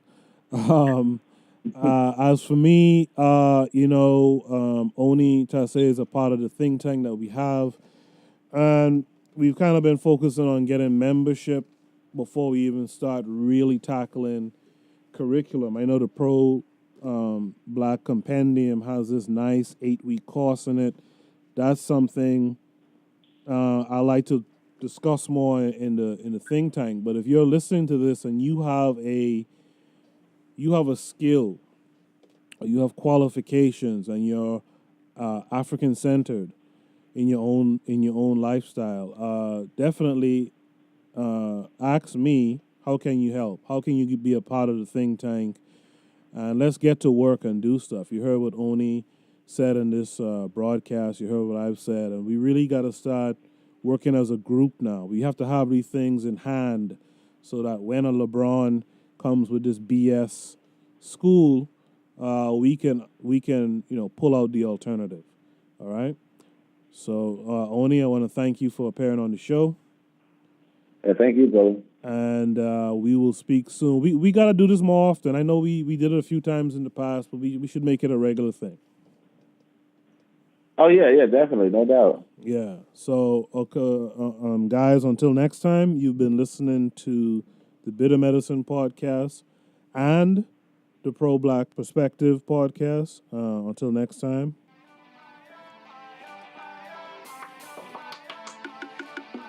Thanks for listening to the Bitter Medicine Podcast with your host, Koku. If you like what you just heard, we hope you pass along our web address, bittermedicineblogs.com, to your friends and colleagues, and share our show to all your social media. Be sure to check out our archive section on our website for previous podcasts. This has been a KWAZ Radio production. Join us next time for another session of the Bitter Medicine Podcast. Follow us on Facebook at Bitter Medicine Show, Twitter, Bitter Meds, Tumblr, Bitter Meds, Instagram, Bitter Medicine.